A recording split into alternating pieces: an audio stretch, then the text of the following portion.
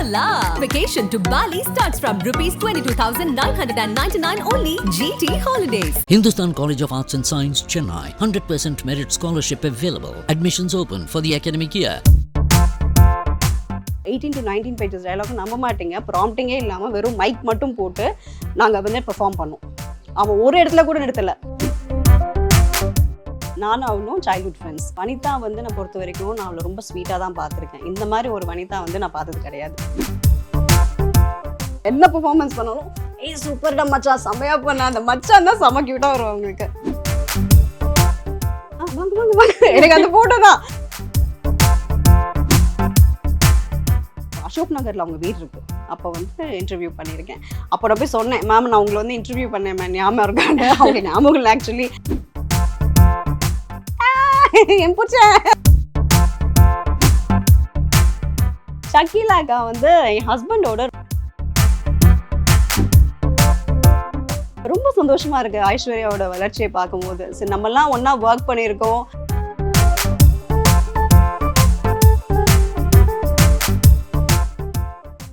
Ma'am இப்போ ஒரு குட்டி ஒரு மெமரி லேன் செக்ஷன் மேம். என்னன்னா இன்ஸ்டாகிராம்ல பிளஸ் உங்களோட போட்டோஸ்லாம் நாங்கள் வந்து சர்ச் பண்ணி எடுத்திருக்கோம். அந்த போட்டோஸ் பார்க்குறப்ப மேபி அந்த பர்சன் பத்தி சொல்லலாம், இல்லை அந்த தருணத்தை பத்தி சொல்லலாம். என்ன தோணுதோ நீங்க சொல்லுங்க. ஓகே போயிடலாமா? போகலாம். இது வந்து மறக்கவே முடியாது என் லைஃப்ல. கண்டிப்பா. ஜீ தமிழ்ல சூப்பர் மாமோட டைட்டில் வின்னர், சீசன் 1ஓட டைட்டில் வின்னர். ஹாப்பி மூமெண்ட் அது. அது என் பையன் வந்து அப்போ 3rd ஸ்டாண்டர்ட் படிச்சுட்டு இருந்தான். ஸோ நிஷா வெங்கட் அவங்க தான் வந்து காஸ்டிங் எல்லாமே பண்ணது, அவங்க தான் சூஸ் பண்ணது ஆர்டிஸ்ட் அண்ட் கிட்ஸ் எல்லாமே.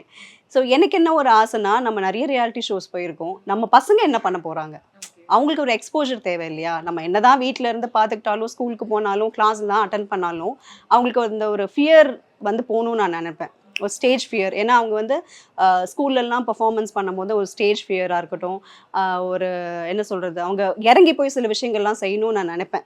எல்லா பேரண்ட்டும் அப்படி தான் யோசிப்பாங்க, நானும் அப்படி தான் நினச்சேன். சரி, என்ன தான் பண்ணுறான் இவன், நான் டைட்டில் அடிக்கணுங்கிற ஒரு எண்ணமே கிடையாது. சரி, இவன் என்ன பண்ண போகிறான், நம்ம வந்து எவ்வளோ ரவுண்ட் போகிறோமோ நம்ம லக்கு போய் முடிச்சுட்டு நம்ம வரலாம். இந்த ஷோல அவங்க பாண்டிங்கே ரொம்ப சூப்பரா இருந்துச்சு. ஆமா, என்னோட பாண்டிங் மட்டும் இல்ல, ஒவ்வொரு மாமும் அவங்களோட பசங்களோட பாண்டிங் வேற லெவல்ல இருந்துச்சு. ஆனா அப்பதான் வந்து எங்களுக்கு இன்னும் ஒரு நெருக்கம் கிடைச்சது. ஏன்னா ஒரு ஷூட்டிங்னா காலையில நாங்க போயிடுவோம், நைட்டு தான் வருவோம். பசங்க வந்து ரொம்ப ஏக்கமா இருப்பாங்க. அப்புறம் அவங்களுக்கு நாங்க டைம் ஸ்பெண்ட் பண்ண தான் போறோம், இல்லைன்னு சொல்லல. பட் அந்த ஷூட்டிங் நடக்கும் போதே 24 hours அவங்க எங்களோடயே இருக்காங்க, எங்களோடயே டிராவல் பண்றாங்க. நாங்களும் நிறைய விஷயங்கள் அங்கே சொல்லிக் கொடுக்குறோம். ஷூட்டிங்னா என்னன்னு பசங்களுக்கு புரிஞ்சுது. ஆக்சுவலி அம்மா இப்படி தானே ஒர்க் பண்ணுறா, காலையில் போகிறா நைட்டு வராங்கிறது இல்லாமல் ஷூட்டிங்கோட கஷ்டமும் உங்களுக்கு புரிஞ்சுது. மேபி அவங்க 3rd ஸ்டாண்டர்ட் தான் இருந்தாலுமே அந்த ஒரு ஷூட்டிங்குங்கிற ஒரு விஷயம் அவங்களுக்கு வந்து புரிஞ்சுது. ஸோ இவன் வந்து ஸ்டார்டிங்கில் ரொம்ப சைலண்டாக இருந்தான் சின்னவன். எனக்கு வந்து என்னடா அவன் ரொம்ப பூஸ்டப்பே ஆகாமல் இருக்கானே, மற்ற பசங்களாம் நல்லா எந்தவா ஜாலியாக பேசி கலகலன்னு இருக்காங்க, இவன் வந்து கொஞ்சம் ஸ்டார்டிங் ட்ரபிள். இவனுக்கு கூட ஃப்ரெண்ட்ஸ் இருந்தால் தான் இது பண்ண முடியும். அங்கே 2-3 என்னோட ஃப்ரெண்ட்ஸோட கிட்ஸு ஃப்ரெண்ட்ஸ் தான். பட் அவ்வளோ தூரம் அவனுக்கு அந்த கேமரா ஃபியராக என்னன்னு தெரியல, கொஞ்சம் பண்ணாமல் இருந்தான். அதுக்கப்புறம் 3rd எபிசோட்லேருந்து ஐயா பூந்து விளையாட ஆரம்பிச்சிட்டாரு. அந்த கவுண்டர் கொடுக்கறது, பேசுறது, இன்வால்வ் ஆகி கேமில் விளையாடுறது. ஏன்னா எனக்கும் அவனுக்கும் ஒரு காம்படிஷன் மாதிரி வைப்பாங்க. அதே மாதிரி அதே காம்படிஷன் இன்னொரு ஆப்போசிட்டாக வைப்பாங்க. நம்ம வந்து பெஸ்ட்டாக பர்ஃபார்ம் பண்ணணும். அதனால என் அம்மா வந்து நான் ஏதாவது ஒரு ரவுண்டில் தோத்துட்டேன்னா பசங்க மூஞ்சி ஆட்டோமேட்டிக்காக ஆடிடும். இவன் மூஞ்சி மட்டும் இல்லை, மற்ற பேரண்ட்ஸோட அவங்க தோத்துட்டாலுமே கிட்ஸோட. அதனால எனக்கு என்ன ஒரு மெயின்னா, இவனை வந்து எதுலேயுமே மூஞ்சி ஷ்ரிங்க் ஆக விடக்கூடாது. ஏன்னா ஒரு ரவுண்டில் நான் அப்படி ரொம்ப இது பண்ணிட்டேன், அவர் ரொம்ப மூஞ்சி வாடி போச்சு. ஏன்னா சில குழந்தைங்களாம் பார்த்துருக்கேன், ரொம்ப அழுது ஆர்ப்பாட்டம்லாம் பண்ணாங்க. ஸோ எனக்கு ரொம்ப கஷ்டமாக போச்சு. அதே ரொம்ப பெயின்ஃபுல்லாக தான் இருக்கும். அந்த தோல்வியை ஏற்றுக்க முடியலங்கிற ஒரு இருக்கும். பட் அதை கொடுக்கணும், அந்த தோல்வியை கொடுக்கணும் பசங்களுக்கு. அப்போ தான் வந்து அவங்க லைஃப்பில் வின் பண்ணால் அவங்களுக்கு அதை விட அதிகமாக சந்தோஷம் கிடைக்கும். ஸோ அதனால் அவனுக்கு வந்து நிறைய விஷயங்கள் அப்படி போயிட்டு இருந்தது. ஒரு ரவுண்டில் வந்து நான் நிஜமாக சொல்கிறேன், என் பையங்கிறதுனால சொல்லலை, கிட்டத்தட்ட 19 pages டைலாக் ஆன் ஸ்டேஜில் மைக் போட்டாங்க. எங்களுக்கு வந்து கரகாட்டன்காரன் ரவுண்டு கொடுத்தாங்க. நான் வந்து கனகா, என் பையன் வந்து அப்பா. வந்து ராமராஜன் வந்து ஒரு ஜூனியர் சூப்பர் ஸ்டாரில் நடித்த ஒரு குழந்தை. ஸோ நாங்கள் 3 பேர் தான் ட்ராவல் அந்த மாதிரி. ஸோ இவன் வந்து 19 pages 18 to 19 pages டைலாக் நம்ப மாட்டீங்க, ப்ராம்ப்டிங்கே இல்லாமல் வெறும் மைக் மட்டும் போட்டு நாங்கள் வந்து பெர்ஃபார்ம் பண்ணோம். அவன் ஒரு இடத்துல கூட நிறுத்தலை. அவ்வளோ அழகாக வந்து இங்கே கூத்துப்பற்றையில் வந்து அவங்க பர்ஃபார்மன்ஸ் அவங்க ப்ராக்டிஸ் கொடுத்தாங்க. எனக்கு என்ன பயம்னா இவங்கேயாவது விட்டுற போகிறானேன்னு. ஸோ நம்மளும் விடுவோம், ஆர்டிஸ்டாக இருந்துட்டு ஆன் ஸ்டேஜில் பண்ணும்போது நம்ம விடுறது உண்டு. ஆனால் இவன் ஒரு இடத்துல கூட விடலை. நல்ல அப்ளாஸ் கிடைச்சது எனக்கு அது ஒரு ரொம்ப பெரிய சந்தோஷமா இருந்துச்சு. இப்போ 2 பேருமே வந்து கப்பு பிடிச்சிட்டு இருக்கீங்க, அந்த ஒரு மொமெண்ட் எப்படி இருந்துச்சு? பிகாஸ் உங்க பையன் வின் பண்ணாலும் நீங்க வின் பண்ண மாதிரி தான், பட் 2 பேரும் சேர்ந்து ஒரு விஷயத்துல வின் பண்ணிருக்கீங்கன்னு சொல்லிட்டு இது ரொம்ப அரிது தானே மேம். நம்ம லைஃப்லயே ரொம்ப ஒரு சில தருணம் வந்து அப்படி இருக்கும். ஸோ அது எப்படி உங்களுக்கு ஃபீல் ஆச்சு? ஃபைனலிஸ்ட் எல்லாருமே நிற்க வச்சுட்டு இது அனௌன்ஸ் பண்ணும்போது உங்களுக்கு தான் தெரியுமே ரியாலிட்டி ஷோனா விடிய போகும்னு. கரெக்டாக நான் ஒரு 3:30-4 மணிக்கு அனௌன்ஸ் பண்ணுறாங்க. பசங்க எல்லாம் முக்காசு தூங்கிட்டாங்க. சரி எங்களெல்லாம் வந்து நிற்க வைக்கும்போது ஓகே நான் செகண்ட் ப்ரைஸோ இல்லை வந்து ஒரு 3rd ரன்னரப்போ அந்த மாதிரி தான் அப்படி தான் மைண்டில் வச்சுருந்தேன். என் ஹஸ்பண்டே என்னோட பெரிய பையன்லாம் வந்து ஃப்ரண்ட்டில் உட்கார வச்சுட்டாங்க. எல்லாம் வந்து உட்காந்துருக்கோம். அப்புறமா செகண்ட் சொல்லாமல் ஃபஸ்ட்டு சொல்லிட்டாங்க. சொன்ன உடனே நான் அழுது, எங்களை விட என் பெரிய பையன் அழுது. ஏன்னா அது ஒரு அன்எக்ஸ்பெக்டட் மூமெண்ட். ஏன்னா எனக்கு வந்து ரொம்ப நெகட்டிவ் கமெண்ட்ஸ் என்னோட ஃபேமிலி சைடில் ரொம்ப ஒரு மாதிரி பேசினாங்க. நீ என்ன சூப்பர் மாம்லாம் வின் பண்ணுறதுக்கு லாய்க்கே இல்லை அப்படிங்கிற மாதிரிலாம். அது நம்ம லவ் மேரேஜ் பண்ணியிருக்கோம், அவங்களுக்கு வந்து ரொம்ப இம்பார்ட்டன்ஸ் கொடுக்கல அப்படிங்கிற மாதிரி சில விஷயங்கள்லாம் நடந்துச்சு. ஸோ அவங்களுக்கு மூஞ்சில் கறியை பூசின மாதிரி இருந்துச்சு எனக்கு அந்த தருணம். நான் ஜெயிச்சிட்டேன், நான் சூப்பர் மாம் தான், என்னை வந்து யார் தடுக்க முடியுங்கிற மாதிரி இருந்துச்சு. அந்த கப்பை பிடிச்சிட்டு நிற்கும் போது ஐயோ வாவ் அப்படின்னு தான் இருந்தேன் நான். எனக்கு வந்து வார்த்தைகளே இல்லை சொல்கிறதுக்கு. அந்த ஷோக்கு தீபக் தான் வந்து ப்ரொடியூசர். ஸோ அவர் தான் வந்து எங்களுக்கு வந்து அந்த கப்பை கொடுக்கும்போது ஜெயிச்சிட்டடி அப்படின்னு கையால் தான் கப்பு வாங்கினேன். So happy. ஏன்னா குழந்தையோட சேர்ந்து நான் அந்த வின் பண்ணிட்டு இருக்கும்போது நிறைய நெகட்டிவ் கமெண்ட்ஸ் எல்லாம் நான் உடச்சிட்டேன். நான் பாசிட்டிவிட்டி தான் நான் கொண்டு வருவேன்ட்டு அந்த கப்பை பிடிச்சி நிற்கும் போது ஐ ஃபெல் ஸோ ஹாப்பி. வனிதா வந்து நானும் அவளும் எந்த சேனல்லையுமே நான் சொன்னதில்லை. நானும் அவளும் சைல்ட்ஹுட் ஃப்ரெண்ட்ஸ், டியூஷன் மேட்ஸ் நானும் அவளும். அப்போ என்ன நான் 6th ஸ்டாண்டர்டும் ஒன்று படிச்சுட்டு, நானும் அவளும் ஒரே ஏஜ் குரூப் தான், 6th ஸ்டாண்டர்ட் தான் படிச்சுட்டு இருந்தோம். அப்போ ஒரே டியூஷன் மேட்ஸ் நாங்கள். அப்போலேருந்து இப்போ வரைக்கும் எங்களோட ஃப்ரெண்ட்ஷிப் தொடர்ந்துட்டு இருக்கு. ஆனால் ஆக்சுவலி மேம் நம்மளுக்கு தெரியாது ரியல் லைஃப்பில் நம்ம வந்து மேமை மீட் பண்ணதில்லை. பட் வனிதா மேம்னாலே ஒரு கான்ட்ரவர்சி இல்லைனா வந்து அவங்க இப்படி தானான்னு சொல்லிட்டு அந்த மாதிரி ஒரு மென்டாலிட்டி தான் நிறைய பேர் நினச்சிட்டு இருக்காங்க. நீங்கள் ஃப்ரெண்டாக இருக்கிறதுனால நீங்கள் அவங்கள பற்றி சொல்லுங்கள். ஹவ் ஸ்வீட் வனிதா வந்து நான் பொறுத்த வரைக்கும் நான் அவளை ரொம்ப ஸ்வீட்டாக தான் பார்த்துருக்கேன். இந்த மாதிரி ஒரு வனிதா வந்து நான் பார்த்தது கிடையாது. நான் வந்து சின்ன வயசுலேருந்து அவள் எவ்வளோ எவ்வளோ கம்போஸ்டா இவ்வளோலாம் பேசுகிறாளே எனக்கு வந்து ஆச்சரியமாக இருக்கும். நீ ஆடி பேசுகிற அப்படிங்கிற மாதிரி இருக்கும். ஏன்னா வாயே திறக்க மாட்டாள். அவள் வந்து ஃபேமிலி வந்து அவ்வளோ லவ் பண்ணுவா. சிஸ்டர்ஸாக இருக்கட்டும், அவங்க அம்மா அப்பாவாக இருக்கட்டும், அவ்வளோ லவ் பண்ணுவா. அம்மா அப்பா தான் நிறைய ஆமாம் ரொம்ப லவ் பண்ணுவா. அதோட அவளோட பையனும் என்னோட பெரிய பையனும் இது வேறு ஒரே ஸ்கூலில் படித்தவங்க. ஸோ அதனால் அந்த ஒரு பாண்டிங்கும் இருக்குது. அதனால் எதுவாக இருந்தாலும் ஏதாவது ஒரு பிரச்சனைனா நம்மக்கிட்ட வந்துடுவா. நம்மக்கிட்ட வந்து ஒரு கால் பண்ணுறது, நம்ம வீட்டுக்கு வந்து பேசுறது. ஸோ அப்படி தான் இது வரைக்கும் போயிட்டு இருந்தது. பட் நடுவில் கான்ட்ரவர்சியில் ஏகப்பட்டது அவள் மாட்டிக்கிட்டு அவள் தேவையில்லாமல் நிறைய விஷயங்கள் பேச வேண்டியதாக ஆயிடுச்சு. அவள் வந்து சிங்கிளாக மதராக இருந்துக்கிட்டு நம்ம எல்லாத்துக்குமே அடங்கி போக முடியாது. someone has to talk. There is no one to talk for her. So she has to talk. So அதை தான் அவள் பண்ணியிருக்கா. அதை வந்து நான் தப்புன்னு சொல்லலை, அது கரெக்டுன்னு நான் நியாயப்படுத்தலை. பட் அவளுக்காக யாராவது ஒருத்தர் பேசணும், அவளுக்கு யாரும் இல்லைங்கும் போது அவள் தானே பேசி ஆகணும். ஸோ அவள் தான் பேசியிருக்கா. ஸோ அதனால் இந்த மாதிரி வனிதா வந்து நான் பார்த்தது கிடையாது. நான் அவகிட்டே சொல்வேன், இப்படி நீ இல்லையேடி, ஆமாடி நான் இல்லை, நான் அப்படி ஆகிட்டாங்கங்கிறா. ஸோ வி டோன்ட் ஹாவ் என்ன சொல்கிறது, திரும்ப ஒரு கேள்வி கேட்க முடியாது. சரி உனக்காக நீ பேசுகிற, உனக்காக, ஏன்னா அவள் ஒரு பொண்ணு வச்சுருக்கா, 2 பொண்ணுங்க இருக்குது அவளுக்கு. அதனால் நம்ம வந்து இன்னொன்று கூட்டிகிட்டே இருப்பாங்க, நான் குனிஞ்சிட்டே இருக்கணுமான்னு கேட்பா. சரி ஓகே, இட்ஸ் யுவர் லைஃப், நீ வந்து பேசுறது கரெக்ட்னா ஓகே, பேசுறது கரெக்ட், அவ்வளோதான். தென் ஆக்சுவலி இப்போ வந்து அவங்களோட பொண்ணு ஜோவிகாவும் சரி, பிக் பாஸ் போய் வந்து அவங்களுக்கு ஒரு ஃபேம் இருந்துச்சு. தென் ஃபோட்டோ ஷூட்ஸை பார்க்குறோம், ஓகே அடுத்தது இவங்க ஹீரோயினா வர போகிறாங்கன்னு சொல்லிட்டு. ஸோ அவங்க கூட நீங்கள் இன்ட்ராக்ட் பண்ணியிருக்கீங்களா? Jovika very sweet girl. அவளுக்கு வந்து ரொம்ப இன்ட்ரெஸ்ட், அவளுக்கு வந்து டெக்னிக்கல் சைடில் ரொம்ப இன்ட்ரெஸ்ட்டு, ஆக்டிங்கும் அவளுக்கு இன்ட்ரெஸ்ட் இருக்குது. கூடிய சீக்கிரமே வந்து ஒரு பிக் ஸ்க்ரீனில் அவளை பார்க்கலாம். என்னென்னு அவளும் ரிலீவ் பண்ணல. அவள் சொல்லியிருக்கா அது மாதிரி ஒரு கேட்டுட்ருக்காங்க, டேரக்டர்ஸ் கேட்டுட்ருக்காங்க, சீக்கிரமாக வந்து பெரிய ஸ்க்ரீன் பார்க்கலாண்டி அப்படின்னா. சரி நம்ம பார்த்து வந்த குழந்தைங்கள்லாம் வந்து ஸ்க்ரீனில் வந்து ஹீரோயினாக வந்து நிற்கும் போது ரொம்ப சந்தோஷமாக இருக்கு இல்லையா? ஆக்சுவலி பார்த்திபன் சார் கூட ஏரியா ஒர்க் பண்ணியிருந்தாங்க.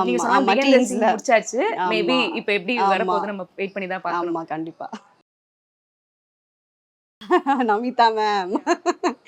நமிதா மேம் எப்போ தெரியும்னா, எனக்கு மாநாட மயிலாட பண்ணும்போது சீசன் 1 பண்ணும்போது அவங்க ஒன் ஆஃப் த ஜட்ஜ்.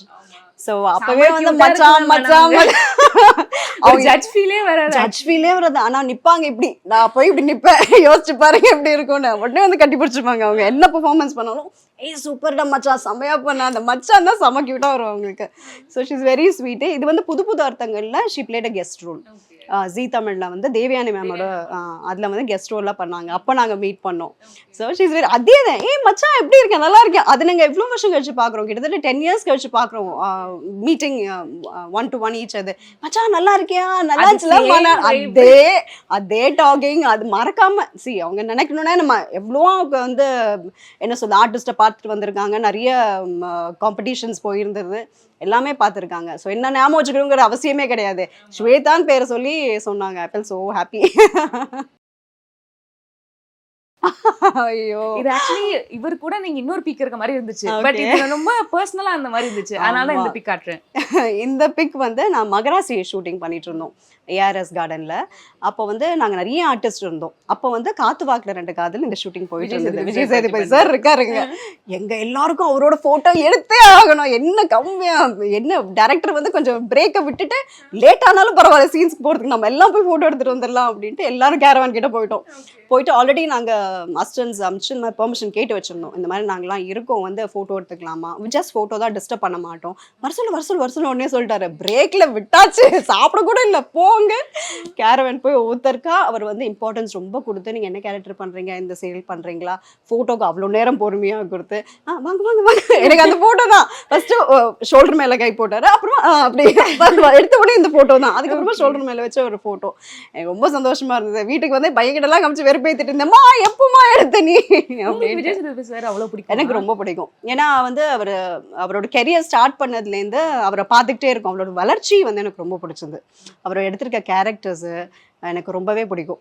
அதனால அவரும் நம்ம சிறுத்திரையிலேருந்து தான் போயிருக்காரு. ஸோ அந்த ஒரு மரியாதை அவருக்கு வந்து ரொம்பவே கொடுத்தாரு எங்கள் எல்லாருக்குமே. நீங்களும் சீரியல் ஆர்டிஸ்ட் தானேன்னு இல்லாமல் நானும் அந்த இடத்துலேருந்து தான் வந்திருக்கேன், ஸோ எனக்கு தெரியும் உங்களோட இது அப்படின்னு சொல்லிட்டு ரொம்ப அழகாக பேசினாரு. நிறைய டைம் கொடுத்தாரு பேசுறதுக்கு.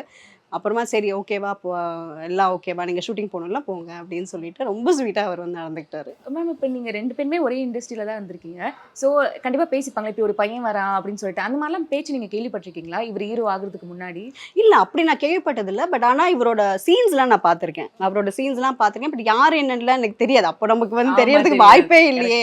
ஸோ அந்த மாதிரி பார்த்துருக்கும் போது ஓகே, நம்ம வந்து யாருமே ஜட்ஜ் பண்ண முடியாதுங்க. நம்ம வந்து இப்போ சொல்கிற மாதிரி சார்லாம் வந்து எங்கேயோ ஒரு இடத்துல இருந்திருக்காரு, இப்போ வந்து நினைக்க முடியாத ஒரு இடத்துல இருக்காரு இல்லையா. அந்த மாதிரி தான் பெரிய இன்ஸ்பிரேஷன்.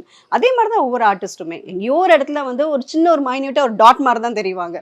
திடீர்னு ஒரு நாள் பூகங்கமாக ஒரு பெருசாக வந்து நிற்பாங்க இல்லையா. ஸோ அந்த மாதிரி தான்.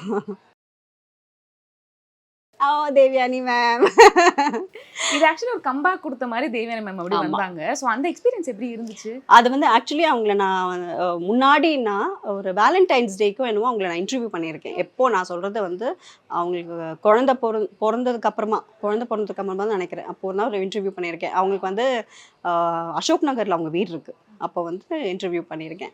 அப்போ நான் போய் சொன்னேன், மேம் நான் உங்களை வந்து இன்டர்வியூ பண்ணேன் மேம், ஞாபகம் இருக்காங்க. அவங்க ஞாபகம் இல்லை ஆக்சுவலி. அப்படியா நீ வந்தியா அப்படின்னாங்க. அப்புறமா அந்த சீரியல் தான் அவங்களோட நான் ஃபர்ஸ்ட் டைம் ஒர்க் பண்ணுறேன்.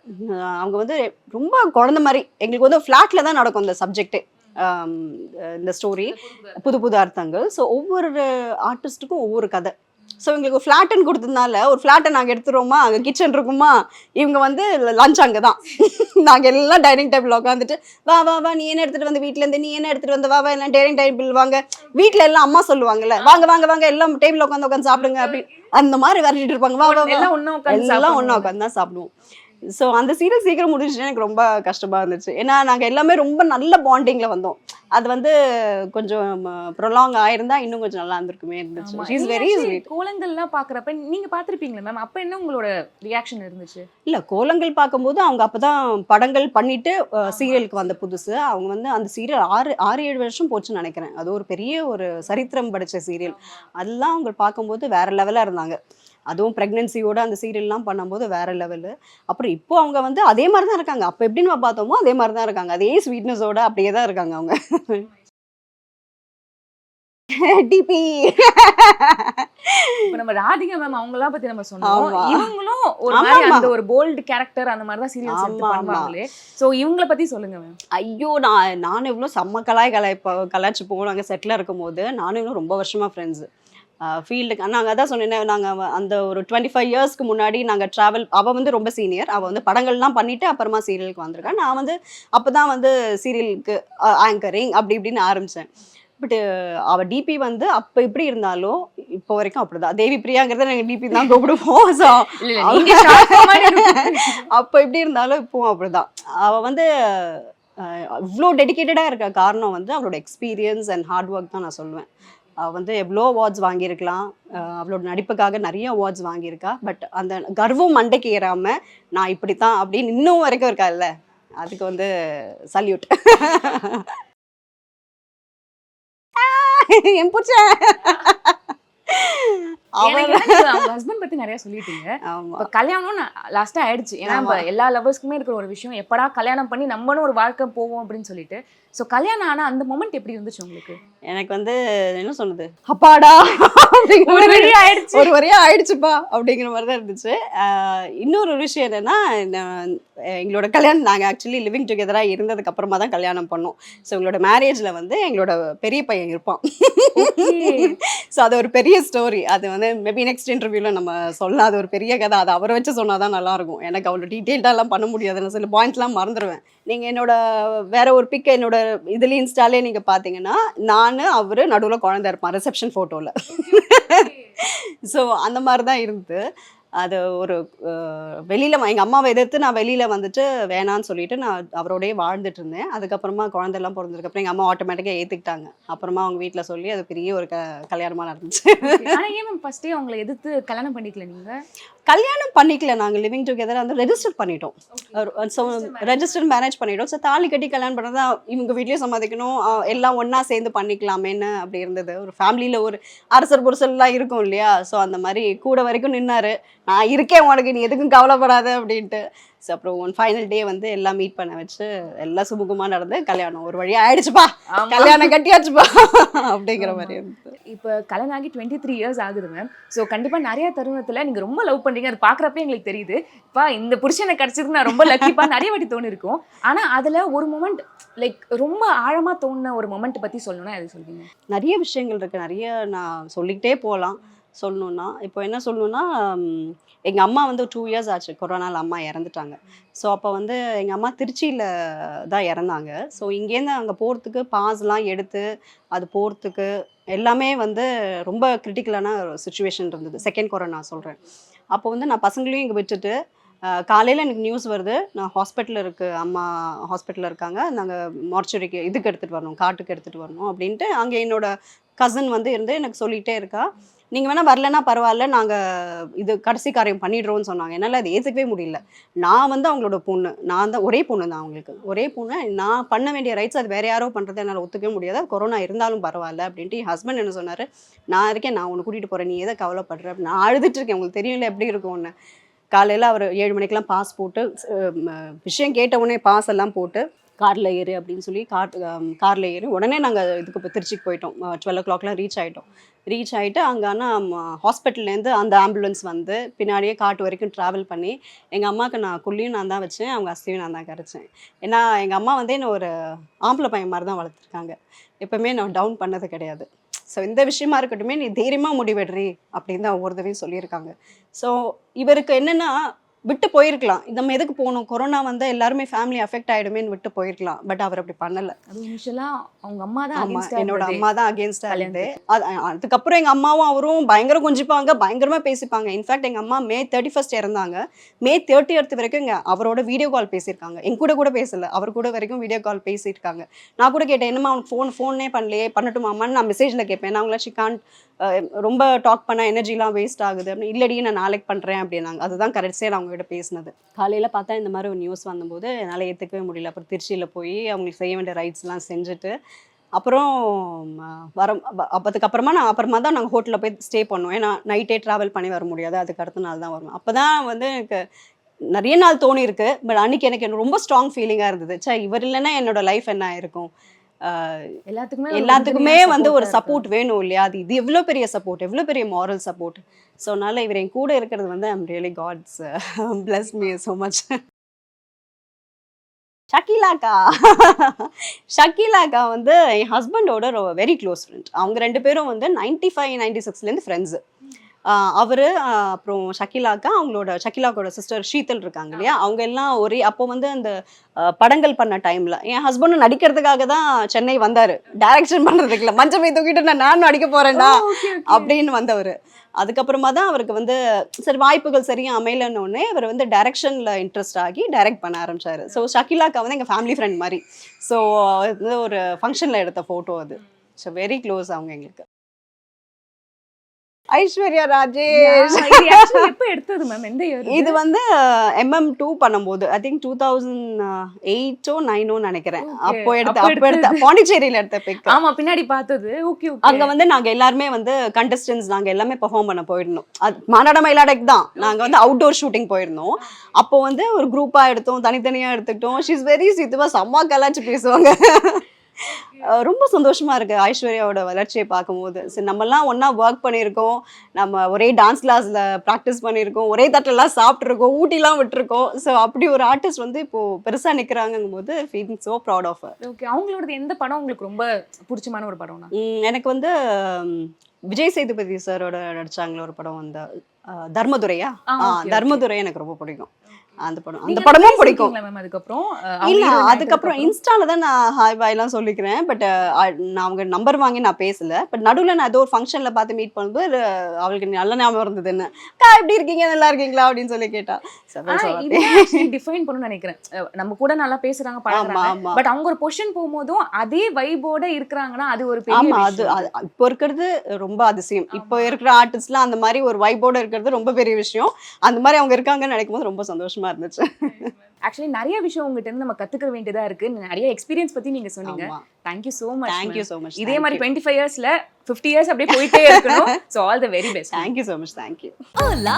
Vacation to Bali starts from rupees 22,999 only. GT Holidays. Hindustan College of Arts and Science, Chennai. 100% merit scholarship available. Admissions open for the academic year.